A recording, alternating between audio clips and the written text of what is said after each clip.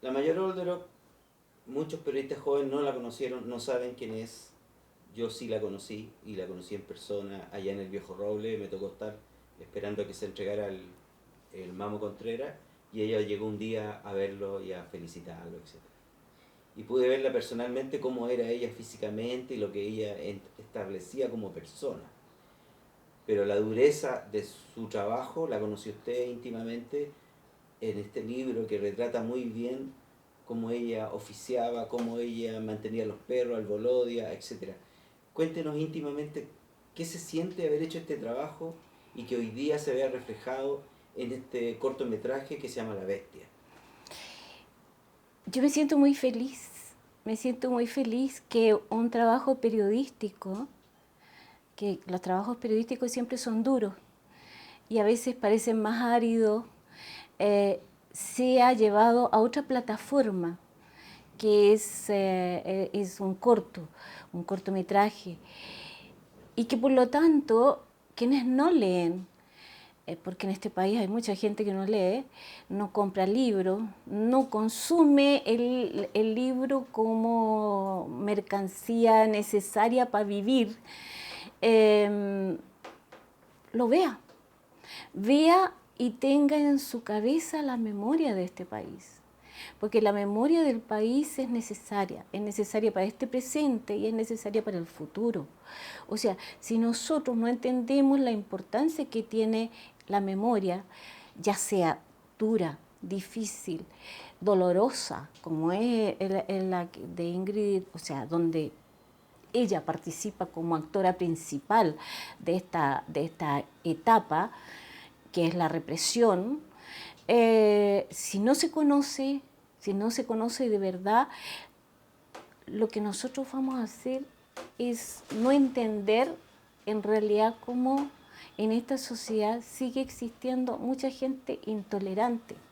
O sea, esa Ingrid Holderhoff representa eso, representa la intolerancia, representa la brutalidad que que en muchas partes se ve, o sea, vemos todos los días desaparición de un taxista, desaparición de otra persona. Es como ya se te empieza a normalizar las desapariciones nuevamente y uno dice, pero ¿qué pasa? La muerte de un niño, el secuestro de otra persona, o sea, estamos viendo procesos que son complejos porque todavía no entendemos y no entendemos porque no entendemos ese pasado.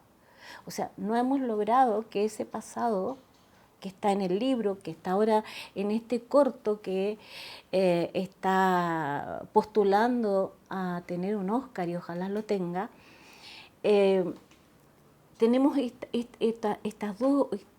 estos dos ejemplos de cómo se puede construir la memoria y por qué y para qué sirve la memoria y donde la gente va a tener acceso a eso.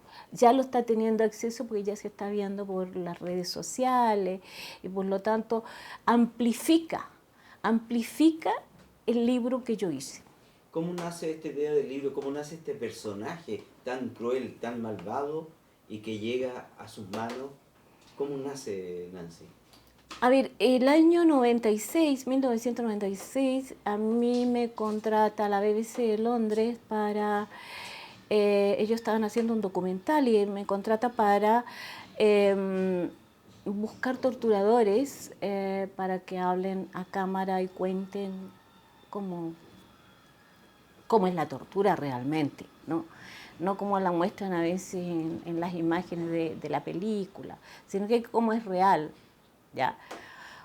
Y cómo afecta en el fondo no solamente al que tortura, sino al torturado también. Y en eso hay que recordar que el año 96 en Chile no funcionaban ni los tribunales, Krasnov está libre, trabajando. En fin, era un momento distinto, ¿no? Muy complicado.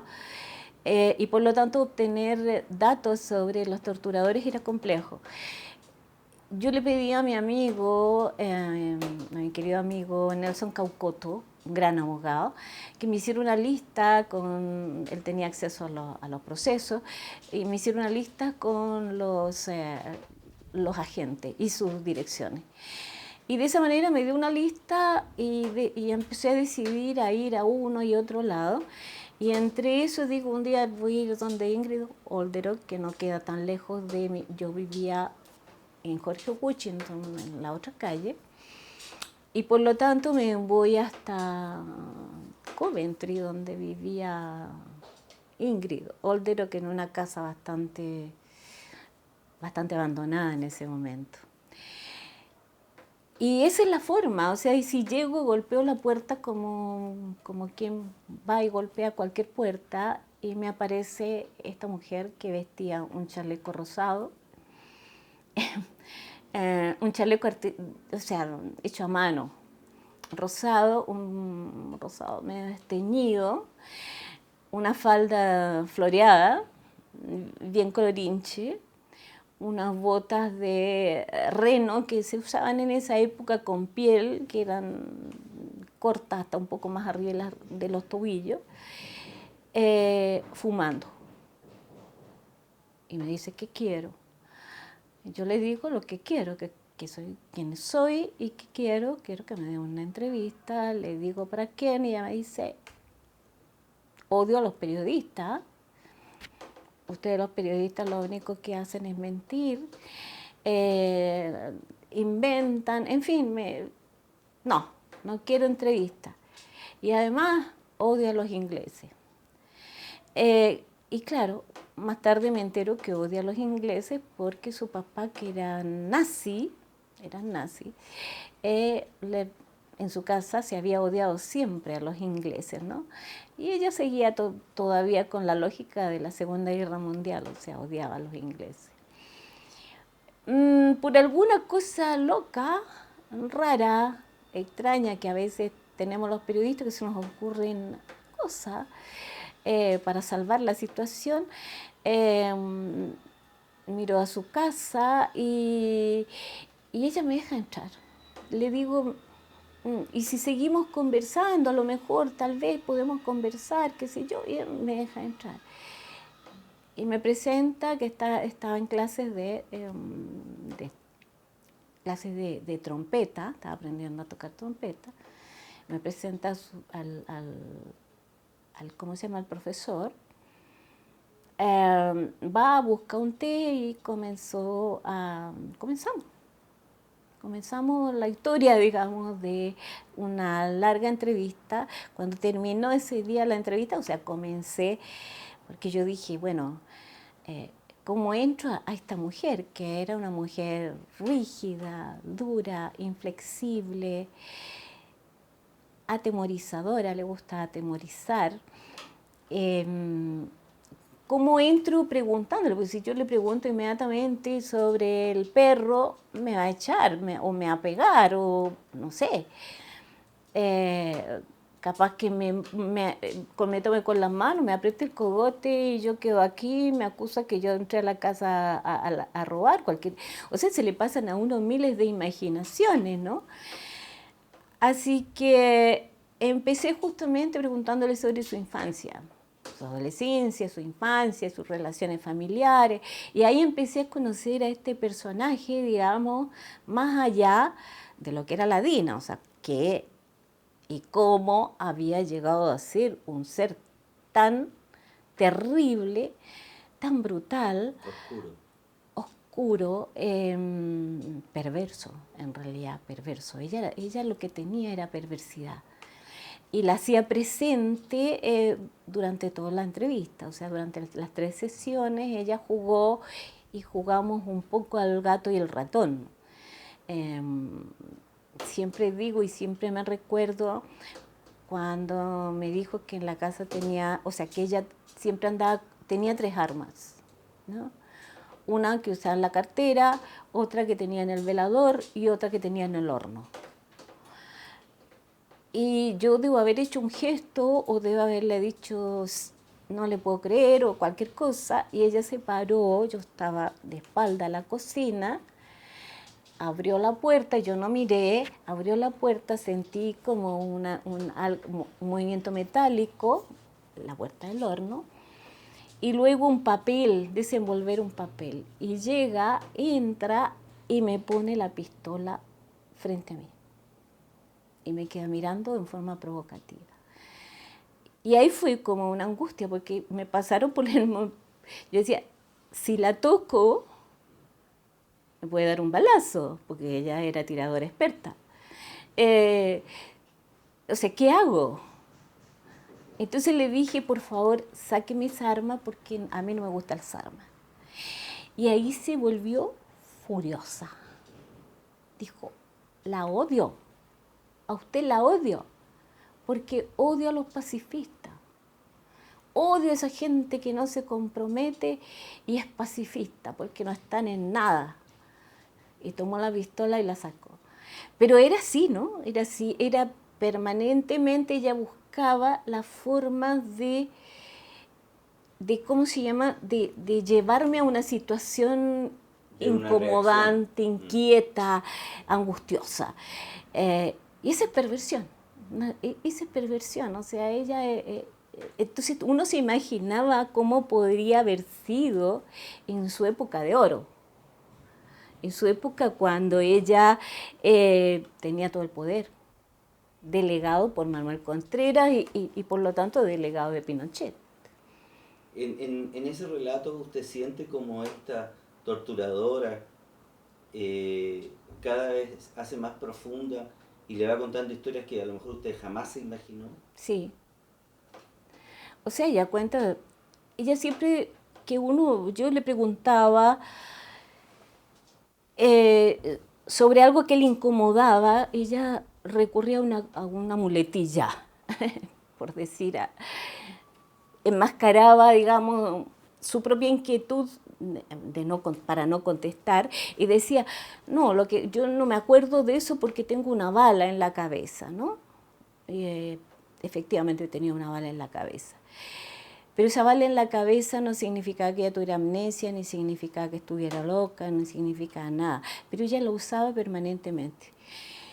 Sin embargo, un par de veces me contó situaciones muy terribles que están en el libro. Me dice yo, no, si esta gente de la DINA era salvaje. Eran unos salvajes, eran unos brutos. Una vez yo fui a la sala de tortura a llevar un papel, entro y veo que están torturando a una guagua. Tiré el papel y me fui. Ahora, obviamente lo que está contando no es así. Ella vio eso, estuvo ahí, pero ella no era una secretaria. Por lo tanto, esa lógica de llevar el papel no cuadraba con ese cuadro, ¿no? Ella estaba ahí. Estaba ahí. Estaba ahí. Entonces yo le preguntaba, bueno, ¿y quiénes lo hacían? ¿Quiénes torturaban? ¿A quiénes? ¿Los hijos de quiénes? Porque sí pasó. Ah, no sé, no me acuerdo, no, es que la bala es la... Ahí recurría nuevamente a la bala. O sea, ahí se da cuenta de que está embarrando, se está metiendo. En otra ocasión me dice, bueno, basado en lo mismo, digamos, pero refiriéndose a un agente de la DINA, a Ricardo Lorenz, que hoy día está preso en Punta Peuco, ella dice es que Lorenz era un bruto, un salvaje, un criminal, terrible. Les voy a contar por qué lo digo. Me dice un día en la casa central ahí en Villa Grimaldi, que tenía unos zaguanes afuera, yo miro, dice Olderock, y había un muchacho jovencito de pantalones beige y una camisa blanca, y Lorenz le estaba tratando de obligar a que entregara información. Y como no le entregaba información, fue y trajo una taza de aceite hirviendo. Y entonces le puso la pistola en la cabeza y le dijo, elige, o habla o elige. Y el muchacho eligió la taza de grasa hirviendo y se murió. Entonces Lorenz, que no le había logrado sacar la información, me decía, ¿cómo será de bruto? Que no le ¿cómo le pone a la...? Bueno, como no le pudo sacar la información, llamó al doctor de la DINA. Y llegó el doctor y dijo, no, está muerto. Entonces Lorenz le había puesto la pistola en la cabeza al doctor. Y el doctor, tan muerto de susto, sabiendo lo que le podía pasar, me dijo, corrió y yo no sé cómo saltó al muro. 2 metros, 1 metro y tanto, lo saltó. De una sola patada lo saltó al otro lado. Ese hombre dijo, ¡uf! Casi se murió de susto. Entonces yo le preguntaba quién es. Bueno, ahí empezaba de nuevo, pero cuando uno la analiza, la imagen que ella relata, obviamente no tiene perdida la memoria, la tiene clara. Recuerda el tipo de pantalón, la figura de la persona, lo que llevaba Lorenz. Porque siempre estaba ahí. Estaba ahí, siempre estaba ahí. Entonces, claro, ella siempre se excusaba, pero ella estaba en ese mundo de la brutalidad, en el salvajismo. Ella era así. Y gozaba con eso, gozaba con hacer sufrir. O sea, yo la sentía que ella gozaba cuando me pillaba o intuía que yo tenía angustia, un poquito de miedo. Ella lo intuía y lo intensificaba. ¿Y cómo, Nancy, cómo terminas tú cada reunión que tienes con ella? ¿Cómo te vas a la casa? ¿Qué sientes cuando te vas? A ver, en esa época, ¿qué sentía? Sentía mucha angustia. Sentía mucha angustia y sentía que no quería ir más, pero también estaba el otro lado, el lado del periodista, que uno quiere saber más. Es una cosa que a veces es incompatible, la angustia, el miedo, con el no querer estar más, pero querer saber más. Finalmente es ella la que corta los encuentros. Ella la que corta, no soy yo. O sea, yo creo que hubiese podido seguir viviendo esa angustia,